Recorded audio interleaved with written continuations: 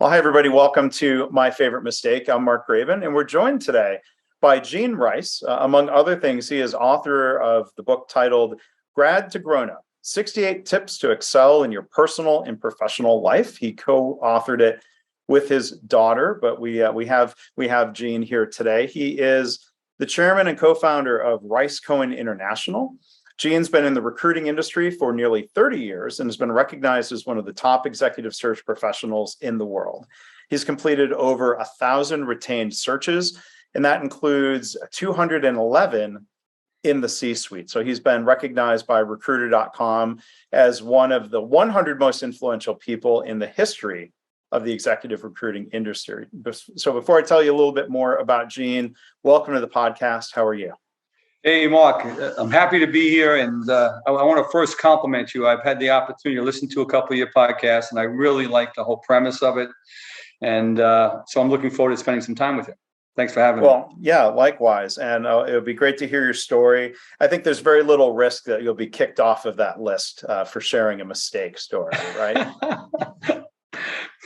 Listen, my podcast could be my many mistakes, right? You could do your own series. See how this goes today, at least talking about a favorite. But so again, Gene Rice, he also co-founded Rice Cohen Training and Consulting, which is the largest training firm focused on improving the skills of executive recruiters. And he's an active member of the community. So Gene finds various ways. Oh, and who's your dog? Well, we're going to get that under control now. I'm sorry, Mark. It's all right. What's your dog's name? This happens. It's Chase. It's my daughter-in-law's. They're walking outside now. Sorry. All right. So we'll chase out of here. That's we just Chase out. I Chase. What kind of dog is Chase? One of those mini poodles. All right. Well, it was good to hear from Chase. But so back to Gene. Gene, gives back and contributes to his community. He, after many years of being involved with the Make-A-Wish Foundation, a great cause, and serving on the board, Gene and his wife Michelle founded the Plant a Seed, Inspire a Dream Foundation, a 501c3 nonprofit that allows financially challenged youth to pursue their passions. So I know we'll talk about that later on. Gene's website for the book is gradtogrownup.com, and there will be links in the show notes for everything that Gene is doing and writing and being involved in.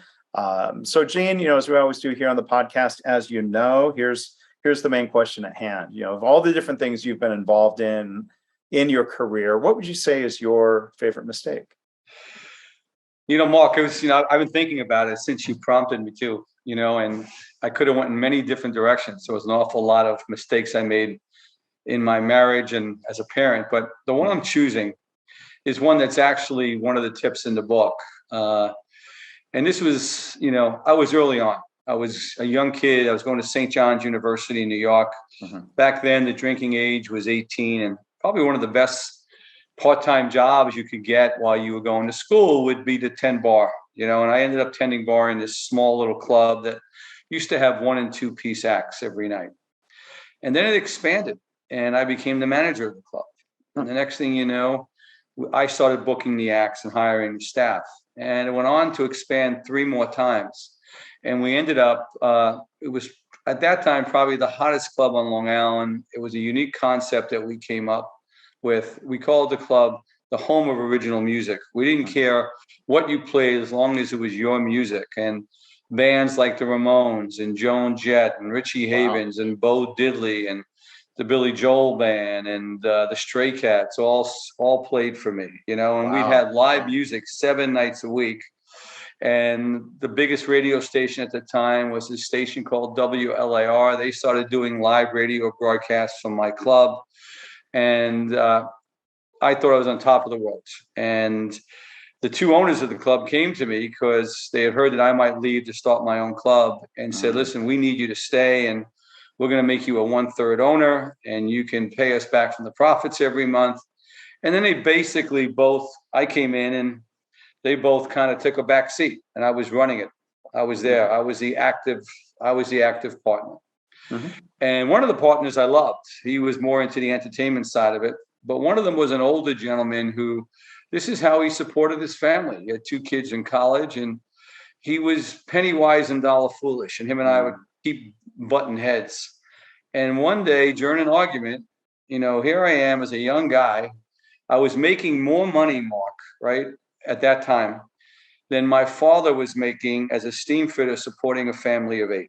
Mm-hmm. I remember we would open the jukebox and the video games, and every week we'd have over $1,000 in quarters that we would be dividing 3 ways. It was that kind of, the money was ridiculous. And I just didn't like this gentleman. And I finally said to him, either you leave, I can't be your partner. Either you leave or I'm leaving. Thinking there was no way the club could go on without me. Mm. And he said, well, I'm not going anywhere. And I said, well, I'm leaving. I walked out. Wow. And here's what happened. I was about as opposite of humble as you could be. I had this huge ego. I made this impulsive decision. I had no plan in place. I had no idea that in my contract, I couldn't open another club within 10 miles of the existing club. Oh. I didn't realize at that time that if you bought a club, you had to apply for a liquor license through the state liquor authority in New York, and that could take up to a year. Mm-hmm. And basically, I just walked out, took my share of the money and just walked out. Mm-hmm. And I got to tell you, I finally found a place, and I opened a place up over a year later. And I took my brother. My brother was my head bartender, and he was the only one that I said, I thought he had to leave with me, even though the staff I had hired, the bands. But my brother, I said, you come now and I'll make you, my partner. That opened up a whole nother jar of problems, being in business with a family member. Mm. But I bought this little place. It was an old man's bar where people drank in the afternoon, but it was attached to a catering hall. And they had what was called at that time one of only 4 legal cabaret licenses on Long Island, which meant you were allowed to have live music, Mark. Mm-hmm. And how did they get that? The Long Island fire marshal that gave the cabaret licenses out, he drank there during the afternoon. Mm-hmm. And cabaret to them meant an organ player on New Year's Eve. Well, I buy the club, I break the wall down to the catering hall, and I open up with a couple of punk bands. And I got to tell you, that town went absolutely nuts. Well, I'm sure the old men drinking in that bar weren't happy. They lost their place, right? They weren't happy. But the neighbors, they built it was on the main street in the town, but it was an upper middle class town. They built houses too close to the main street. The neighbors didn't want a rock and roll club there. So it became a race. They were calling the police every night. The police came. The town put in a special ordinance, a noise violation ordinance for me. They would make me pull the band off the stage as soon as they started playing. I'd have to refund all the cover charge. And it got to a point where I went from having all this money, Mark, to the end where I had to borrow money from my future wife to pay the electric bill, Mm-hmm. But what came out of it was my greatest failure, right? And it could have destroyed me. Mm-hmm. But I learned so much from that mistake, right? I never, ever took success for granted again, right? Yeah. Every business decision I made was a very calculated decision, right? Mm-hmm. I wasn't impulsive. When I opened up the executive search firm, I was leaving a 6-figure job in corporate America, but I had planned everything out, right? We had bartered to get all the equipment. I had made a deal with the CEO of the company at that time that my recruiting firm would take on all of the company's hiring needs. They would pay us a retainer every month that gave, the start of the business. I learned so much from it, right? Mm-hmm. Yeah. And I grew from that. And that's the one thing in tutoring and mentoring a lot of young adults, Mark, I see so many of them that the first time they experience failure, they have a really hard time recovering. Mm-hmm. And in the book, I talk Grad to Grown Up. I talk about the fact that, failure is part of life, right? Sure. And you got to take ownership of it. Mm-hmm. You can't blame someone else, right? I'm mentoring a young executive right now. He's on his 4th job in 5 years. And every time he's telling me everything the company did wrong, and I'm like, wait a second. Company hired you. They paid you. They wanted you to be successful. If you're going to break this cycle, you have to look at it with a different set of eyes. You have to take ownership for the mistakes you made, right? You have to identify and write down what you're going to do different the next time, right? So you can, and what now? How are you going to move forward? Because I think real failure is making the same mistake twice. Right. If you can fail, but you can now look at with a different set of eyes and more information, then it can really be a learning experience and it can really propel you in life. And that failure I shared with you about the bar, it propelled me in my career going forward. Yeah. Wow. I mean, Gene, thank you for sharing all that, because between the story and your reflections, I mean, everything you talked about there encapsulates what this podcast series is all about, right? Recognizing we're all going to have failures. We're all going to make mistakes.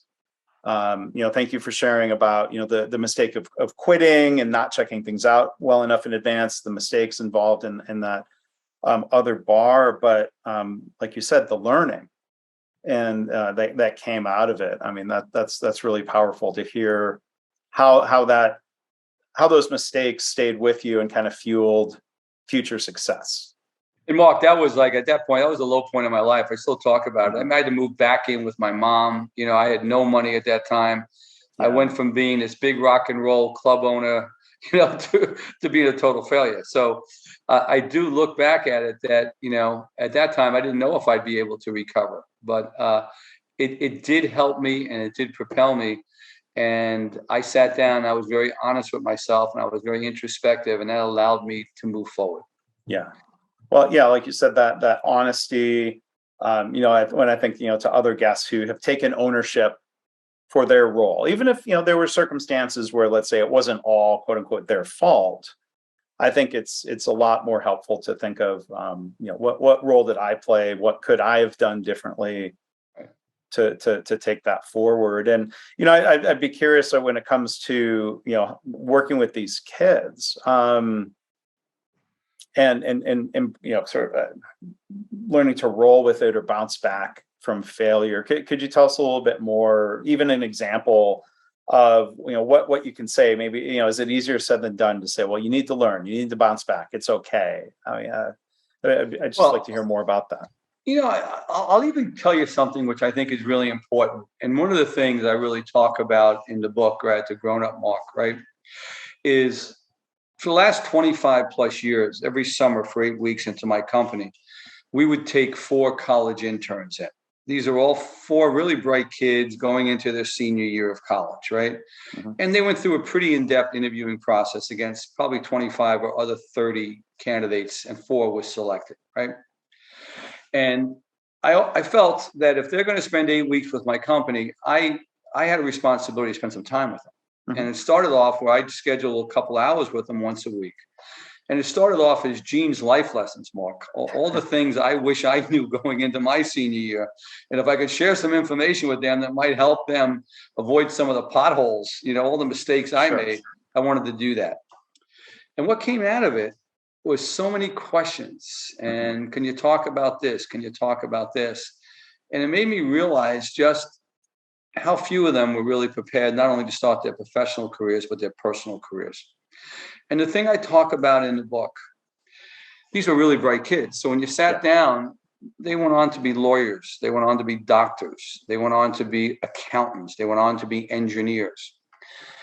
And I would always sit, before the summer was over, I'd make sure I sat with each one of them one-on-one to get feedback on how it went. And I would ask them, I would say, why are you going to engineering? Why are you going into law? Why? And the overwhelming response, Mark, was at some point in their life, someone very influential to them, a parent, a grandparent, maybe a teacher, a mentor, a coach, kind of guided them in this direction, right? And they guided them because they thought they could make a good living doing it. Sure. But the experience was the overwhelming of them, they never had any hands-on experience doing it.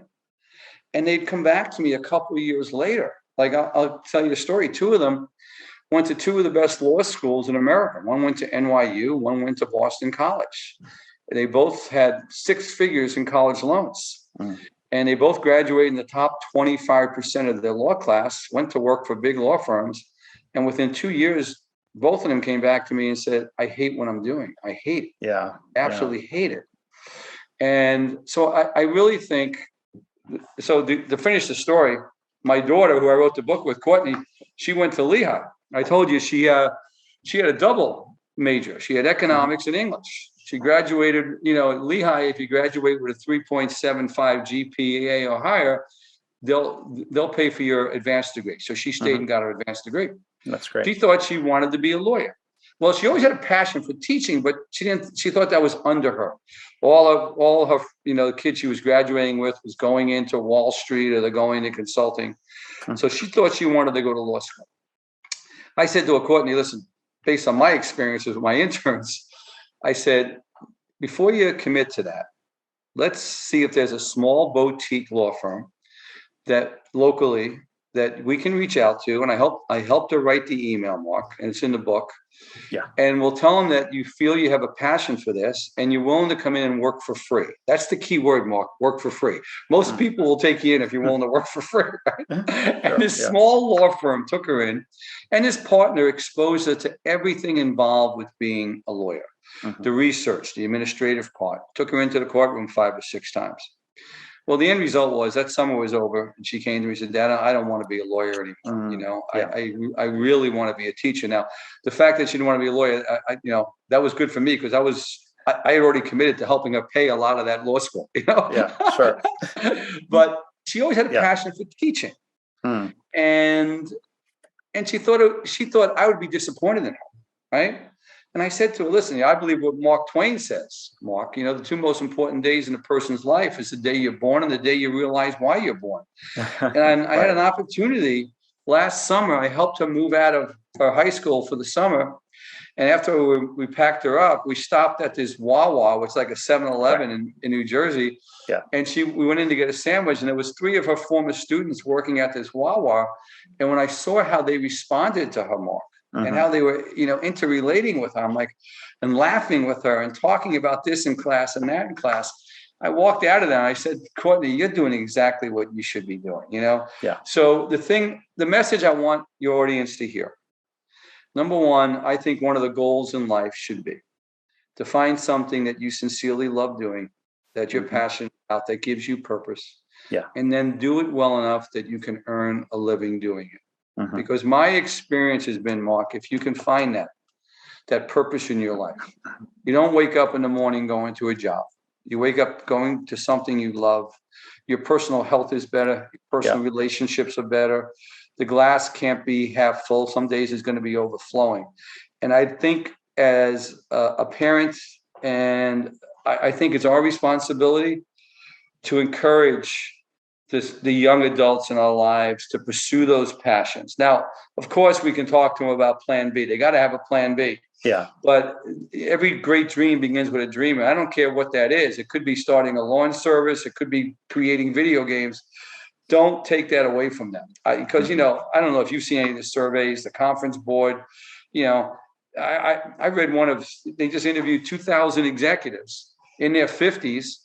And 53% of them said, these were successful executives, that they had no job satisfaction in what they did every day. Right. Engagement rates are really low. People are really dissatisfied with jobs. I mean, that's part of the quote unquote great resignation is more of a great job changing. I mean, there's some people leaving the market, but I think it's mostly resigning and going somewhere else. We think we hope it's going to be better somewhere else. Hopefully we're right. But think about that. Think about waiting until you're in your 50s to maybe take a chance like that. You know what I mean? Yeah. Why spend 30 years doing something that doesn't make you happy, doesn't give you purpose? Well, and I'll tell you, how many senior level executives I placed. I can tell you, Mark, that my experience has been the senior executives, the CEOs that I've placed that have added the most value to their companies, to their boards, to their staffs, are the ones that not only have great professional success, but they have personal success. I can tell you about some of the executives I placed. These are not 6-figure guys, they're 7-figure guys and girls that, listen, if you look at their career and their resume, you think, oh my God, this is an overwhelming successful executive. But they're divorced, they're never home, they don't see their kids very often. And to me, I don't think that's real success. So I think you got to have both. So do you think, is there a connection where there's different ways of measuring success? Like somebody could have financial success, great salary, great rewards, but if they're not really loving what they're doing, does that then, do you think, have spillover negative effects into their personal lives then? Yeah. I think you really, the point I talk about, Mark, is my experience has taught me that you can't have real professional success if you don't have personal success. Mm-hmm. And that's why in the book Grad to Grown Up, it's 5 sections, but the last section is life and relationships. Yeah. My publisher said, we love this section, but we think it's a separate book, And I'm like, well, wait a second. I said, I believe you can't have the professional success without the personal success unless I show them that I was vulnerable from a personal perspective, right? And this is what I had to do to overcome some of the personal issues to have both. Then I'm not sharing what I need to share, Yeah. I mean, so it sounds like maybe, it goes hand in hand that having, having a more successful personal life, or having better relationships or better family connections, or kind of, gives people, or does one lead to the other? Or do they go hand in hand? I'm making a mistake of not forming a really good question there, but I think the more you have the personal, and let me tell you my own story. Sure. So I leave the bar business and I go to work for a division of an international Fortune 100 company called Alcatel. I start in sales, and within 7 years, I go from sales to sales management. I go from New York City, where I'm selling. 13 months later, I become the sales manager running the Long Island office. 11 months later, I'm promoted to the general manager and moved to New Jersey to run the New Jersey state. A year later, I'm now a district manager running New Jersey, Philadelphia, and Delaware. I then end up running all East Coast operations. So this is in the late 1980s, Mark. I am a 6-figure executive.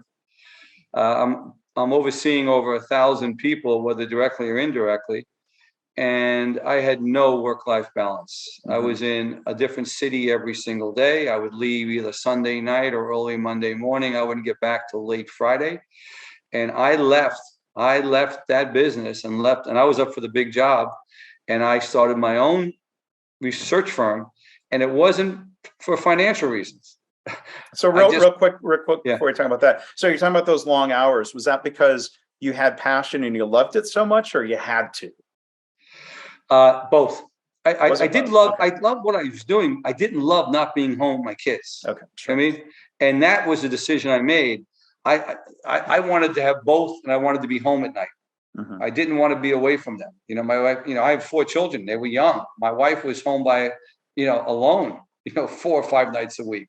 Yeah. And my decision was, hey, if I can make the same amount of money and be home at night, then it's a win-win. Sure. And I want to tell your audience, if there's executives out there thinking, I'm going to tell you, the more work-life balance I got, the more money I made, the more successful I was in business, and I could be home at night, and fight for that, strive for that, because I really believe if you want to have real professional success, you got to have the personal success as well. Yeah. So I want to come back and talk more about helping adults, find that success and help companies find successful candidates. You've talked about, and we're both old enough where we would say kids, we could mean college students. Yeah. Or with your foundation, Plant a Seed, Inspire a Dream. You're working with kids before they get to college. So I was wondering if you could tell us a little bit more about the foundation and how you're trying to help influence those kids personally and maybe for their future professional sake. Yeah, my wife and I in 2008, and we had gotten exposed to some kids and some situations. And Mark, I think every parent out there, I had 4 children. 3 of the 4 found that thing they were passionate about as young adults and teenagers, right? My oldest daughter was into acting, right? Ended up being the president of her drama club in high school, right? Courtney, my other daughter, she was a volleyball player, was a captain of a volleyball team and played club volleyball and was in clarinet player in all the bands. And Owen my son was a basketball player. I mean, Owen got married April 30th, four of the groomsmen in his wedding party were guys that he played travel and AAU basketball with since fourth grade, right? Mhm. So what do those passions do to young people? Well, it builds their self-esteem. Mhm. It might be that one ray of sunshine on a cloudy week, right? It's something to look forward to. You know, my son was late for everything, but basketball practice. Come on, Dad, I want to get there early. I want to get there early, right? Yeah. Right. It connects them with positive role models, the coach, the mentor, the guitar teacher. And depending on the passion, it connects them with like-minded kids and friendships are formed, Mhm. right? That helps someone grow as a young adult. Now, one of my daughters never found her thing, and she probably had the toughest time as a teenager, Mark. Mhm. Now, you go to the underserved community, and a lot of single parents, their kids have the same passions, the same interests. But you know what? In most cases, the financial resources aren't there for the child to take karate lessons 2 times a week, to take singing lessons, to take art, to take cheering, right? To play basketball. So my wife and I step in and we will interview the child. We meet with the child and the family. We will find them who that mentor is going to be, who that teacher is going to be, who that sensei is going to be, the drum teacher. Mhm. We put them together. We check with them every single month. We give them an annual scholarship. Mhm. And at the end of the year, we meet with them again and we renew it. And we've had kids go on to get, dance and cheering scholarships. We've had one young man, multiple black belts in karate. And we believe that's a major thing. So the Plant a Yeah. Seed, Inspire a Dream, we've helped over 800 kids. And the Wow. message I want to send is this book, Grad to Grown Up, any financial reward that comes from me personally, the publisher is sending it directly to charity to help more kids. That's great. And if there's anyone listening who's having a hard time and has a child, just go to the website, theplantaseedfoundation.org, and you can fill out an application and we will get back to you. And do they have to be located in any particular states or Well, area? we were helping them. I will tell you, Mark, we started off, we were helping them all over the country, right? We had kids everywhere. Yeah. Texas, California, Chicago. And then we try to narrow it down now so we like to meet the kids and it makes a difference. Mm-hmm. So we have them from, let's say, New York to Philly, right? Or Delaware. Now we make exceptions. And that's why I'm saying to your audience, if there's an exception out there, we will review it and we will make decisions on it. Mm-hmm. Okay. Well, it's great that you're providing that help and, finding a passion. Just to reflect for a minute. I'm a drummer, and I was fortunate. I've got a pair of drumsticks over here, but I was fortunate that my parents had the means to provide drumsticks and a drum, and could pay for drum lessons and things. And I decided not to pursue that as a career. Kind of thinking back to career decisions. What does that passion become a career, or does it remain a hobby and an interest? It's hard to decide, and these possible career mistakes that people can make. I mean, it's such an important decision, and how many different careers or opportunities, or how many possibilities are you even exposed to? There's certain jobs everyone knows: doctor, lawyer, teacher, police officer. And then there's so many other jobs that kids might not ever be exposed to. So how do we help them with that, I wonder? Well, a couple of things. First of all, we had one of the Plant a Seed kids. I don't know if I told you this, Mark. He was with us for 4 years taking drum lessons, right? We found him a great drum teacher. He ended up getting a full drum scholarship to a private high school. They needed a drummer. That's great.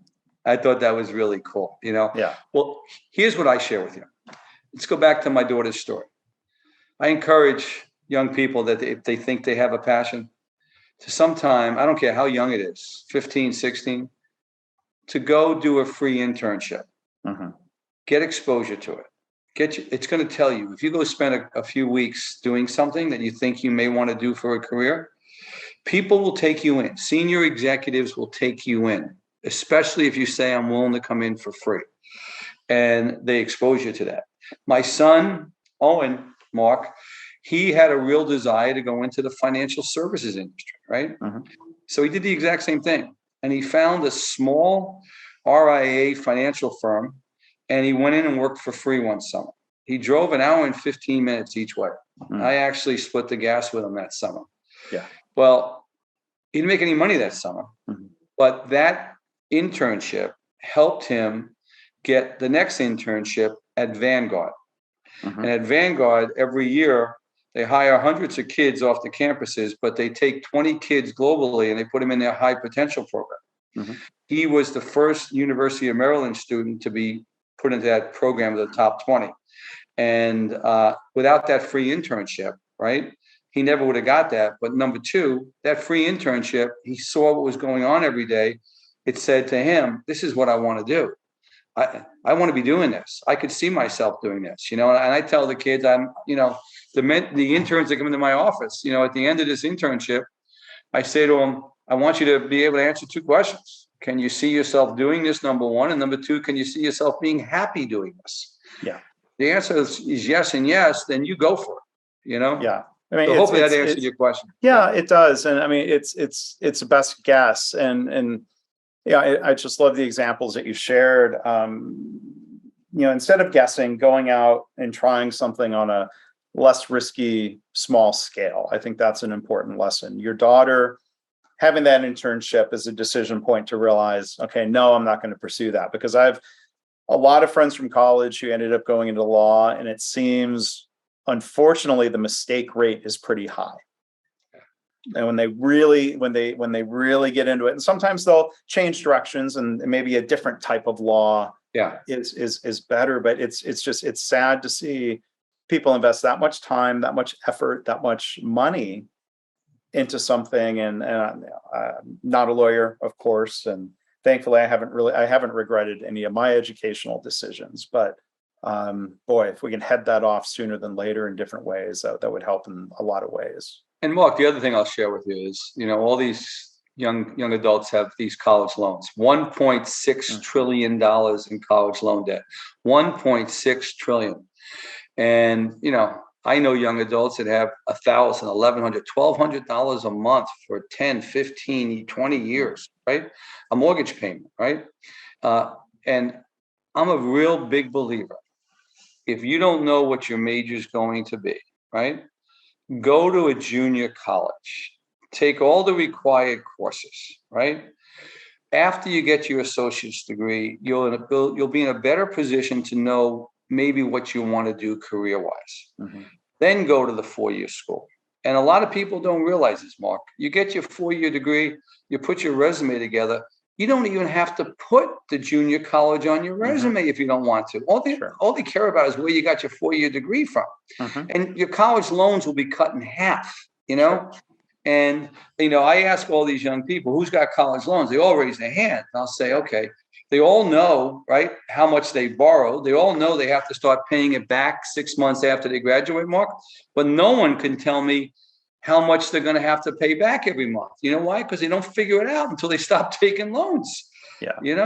And it's just, and if you're going to take communications or marketing, right, you don't need to come out, you can go to a different type of school. You don't need to go to a really expensive private school, Yeah. So, Gene, I want to ask maybe two questions about recruiting, maybe one from a candidate perspective and one from a hiring company perspective. And so again, Rice Cohen International is the firm. ricecohen.com is their website. Like, what's the most common mistake that a candidate might make in working with a recruiter? What's a mistake that you would really hope anybody listening never makes? What's really important is, first of all, understand the type of recruiter you're dealing with, right? And Mark, this is another one of the tips in the book. It explains the 4 different types of recruiters, right? There's in-house recruiters, right, that work for the company, right? There is what we call temporary staffing recruiters that put you on a temporary assignment, right? The majority of the industry is what we call contingency recruiting. And that's probably the most exposure that most candidates get. And what is that? That is a recruiter that a company might have an opening. They go and they call 3 or 4 different contingency recruiters and say, I have this opening. They just want to fill it fast. So they'll have 3 or 4 different recruiting firms, plus they're looking themselves, sending them resumes, and then they make this decisions. They don't have the same kind of control. And then there's executive retained recruiters. That's what Rice Cohen is. Sure. The Korn Ferries, the Spencer Stewarts of the world, the Heidrick and Struggles. Yeah. The executive retained recruiter, they work like a consultant does. They get paid a fee by the firm, whether the firm hires an executive or doesn't hire an executive, number one. They work exclusively. They interview all candidates, internal, external. And their job is to put usually the 5 or 7 best candidates in front of them. Yeah. That type of executive recruiter can have a major influence on your career because they specialize in a vertical market. They're known within those markets. They know where your skills are best needed. So the first, to answer your question, understand what type of recruiter you're dealing with. Yeah. Number 2, once you understand that, build a relationship. Be honest and be open with them. If the timing's not right, that's fine. If you can help the search professional and you know someone that might qualify and might want to hear about it, share that with them, right? And because my experience has been at some point in your career, you may need some help. And if you have a relationship, the executive recruiter is going to be best suited in a position to know a little bit about you, you know, and share information with them. Tell them, you know, what you see your next opportunity being like, you know, like I'll say to someone, might be ready. Yeah. Yeah. Listen, I'll say to someone, listen, I know you're really, really happy and this is not going to work for you. But if I gave you a magic wand and I said, you can diagram the ideal next job for yourself, or what type of job you would want to hear about, share that with me. And if it comes along from one of my clients, I'll tap you on the shoulder, you know? So share that information. It's all confidential. It's not going to go anywhere, you know? So you won't get in trouble for talking to a recruiter and saying, hey, I'm not interested right now. Here's some people I might introduce you to. No. Or even if you're interested maybe in pursuing another job, again, like you said, it's confidential. You shouldn't worry about getting in trouble with your current employer. Listen, if you know you have nothing to lose by keeping an open mind, that's what I say. It's okay to turn something down, right? You know, it's okay to turn something down. It has to have reasons why, you know. And I used to tell people, listen, if your boss got a call on an opportunity like this, okay, trust me, they would keep an open mind, right? Keep an open mind. If it doesn't give you more opportunity to grow professionally, if it doesn't give you more opportunity to make a bigger impact within your company and your role, and it doesn't compensate you at a higher rate, you stay where you're at, right? You stay right where you're at. You have nothing to lose. Yeah. But you can always do an interview if it gets to the point of an offer, like you said. I mean, what percentage of the time, I mean, this is a general question, but for the types of searches you do, how often does somebody, kind of the preferred first choice candidate, turn it down for one reason or another? Well, honestly, if it goes that far and the top candidate turns it down, then the search professional hasn't done his job properly. So what we do before a final interview, Mark, after every conversation with an executive, we're asking them, what is it about my client that has you interested enough that you're going through a pretty intense and behavior-based interview with us, and now you're willing to interview with them? What are the reasons that's driving this for you? Sometimes the executive might say, there's nothing in particular, but I'm just, I'm unhappy and I'm keeping an open mind. Okay, that's information we need to have. Sure. But a lot of times they're going to give you 2 or 3 reasons, Mark.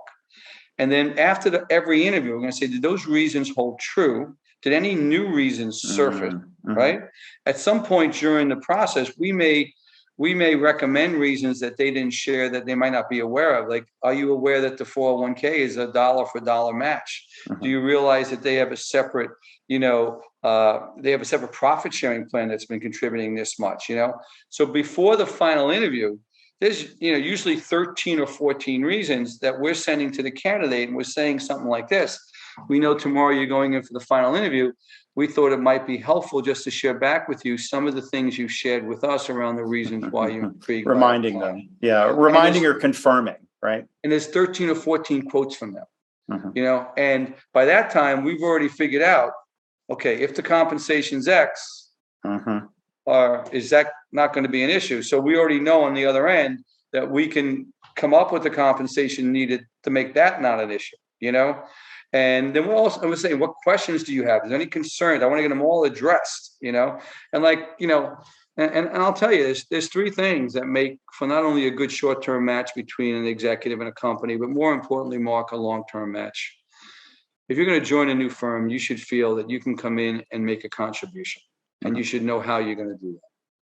But equally as important, you should know a year down the road that by joining this firm, you should be able to look yourself in the mirror and say, as a result of me joining this firm, I've grown professionally in these ways. It can't be all you contributing and not growing. And then the third, and this is where people miss it, and I recommend going back, the most important thing is not only should you respect the person you're reporting to and the people you're going to rub shoulders with every day, but you should like them enough personally that if you had to go out and break bread, it wouldn't be something you would dread doing. Sure. The people part of it is critical. You can be contributing, you can be growing professionally, but if you hate your boss, you're going to leave pretty soon. Yeah. Right. So I've said to people, I need you to spend more time. I want you to spend more time with this person and that person. I want you to feel that this is someone that you can really grow from, that you can enjoy being around, and that piece I recommend. Yeah. So finding that match, I mean, it's a big risk, especially if someone's relocating. There's a lot involved. You really, and you need to find that match. And it sounds like you've refined that process over time, even to the point, I think it's interesting, you train other executive recruiters. You're sharing what you've learned. Yes. So for me, I want people to do it the right way, and, now it's changed a little bit since COVID, but, when we would move, we place a C-level executive, more than 50% of them, they were picking their family up from one city and moving to another city, Mark. Like I know you've done recently with you and your wife, right? Yeah. There's children involved. There's a spouse involved. I would tell my staff, we're involved with this. We got to make sure this is a really good fit.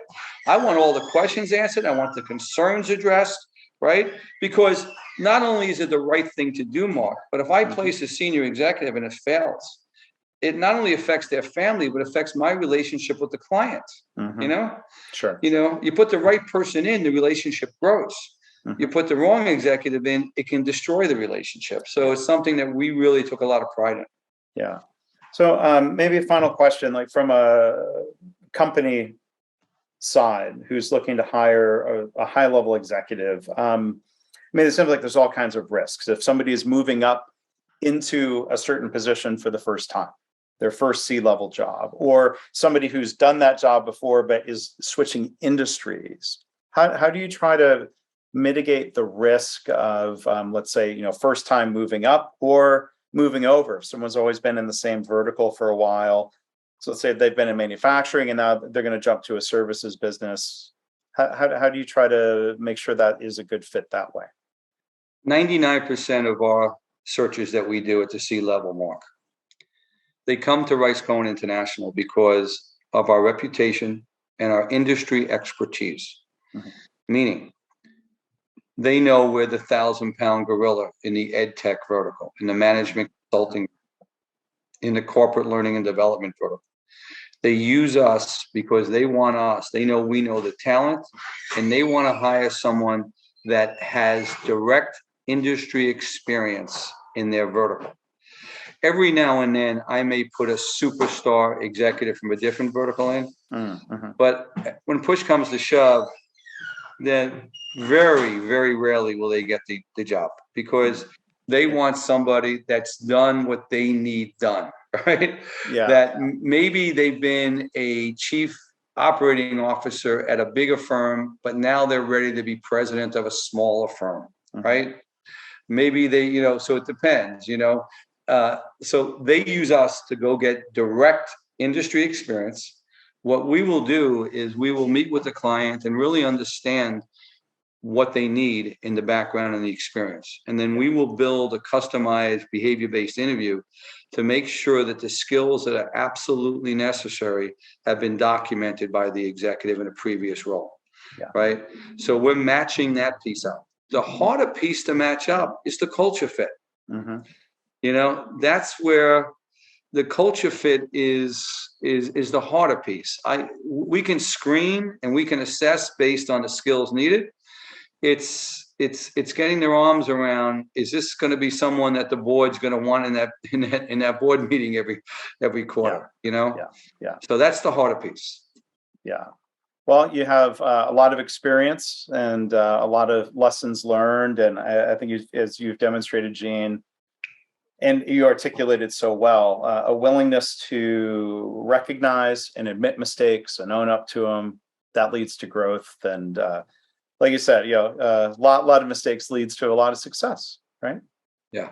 I've been blessed to be in this industry because, like I said, when I first started it 30 years ago, Mark, I didn't realize at the time the purpose it would give me every day. So I found that purpose. I loved what I did. That's why even as a chairman and a CEO, and the company grew and grew, I never walked away from being involved in the day-to-day searches because that's what I was most passionate about. Sure. I would hire managers underneath me to manage all the administrative and the people piece of it. I liked being in the middle of who's the right CEO to run this company and take it to the next level? Who's the right CEO that can take this to an IPO and get it over the finish line? That's the piece that I was passionate about and gave me purpose. And that's what I encourage everyone out there. If you don't have that, I encourage you to find it because it will change the eyes that you look at every day. Yeah.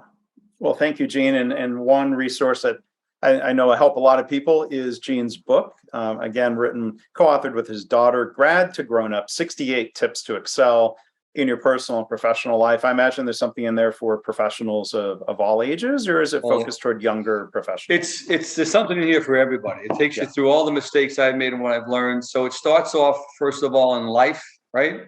And things that are important. It goes into job search. So what it will take you through, Mark, is it helps people become what I call is something that I believe every human should strive for. How do you become a grand master of interviewing? How do you become the best of the best? And why is that so important? When you find that job you're passionate about and you're interviewing against 4 or 5 other top executives, my experience has been the grand master who understands how to really interview professionally is the one who gets the offer, number one, and he gets usually a higher compensation. So we teach them how to do that. We give them a roadmap in the book on how you can explore, is this really a passion? And if it is a passion, how do you get interviews and then how do you get the job that you're looking for? Because a lot of people don't understand. I'm passionate about this, but I have no idea on how to even, is it real? And how do I get an interview if it is real? And then how do I actually get the job? The third section is career. How to show up. How to show up. I'm a firm believer. There's no elevator to success. You got to take the stairs. And what does that mean? Yeah. And then it goes into personal finance. I've been blessed to create great wealth in my life. I didn't come from anything, and simple things that I did that might help people. And then the last section is health and relationships, and so it goes in, and the health and relationships, I'll just tell you one quick chapter. It's like, there's a chapter entitled Leave Your Baggage Behind. And each one of us as human beings, we're raised a different way. I was raised by 2 parents and a lot of great stuff came out of it, but there's a lot of baggage that I did not want to bring on to the next generation. But you have to first identify that baggage you want to leave behind before you can leave it behind. So I talk a little bit about some of the baggage that I left behind and how to do that and why it's so important. So there's 5 sections, the 68 tips, and I think there's something there that can help everyone. And if someone can get 2 or 3 things out of it that's helped them, then the reason why I wrote the book is just to help people, and it's been a success. Yeah. Well, thank you for telling us about that, Gene. Congratulations on writing that. And thank you for sharing so much about the different aspects of your career and the work you're doing with the foundation. Really enjoyed hearing about that. So there will be links to the book, Gene's company, the nonprofit. Look in the show notes for that. So again, Gene Rice has been our guest, Rice Cohen International and many other organizations. Thank you for being here. So Mark, you don't want to hear about the other 287 mistakes I've made? I'm gonna help you start a podcast series, I guess, right? Yeah. Thank you, Mark, for having me. I really enjoyed it. Yeah, thanks. Same here. Okay.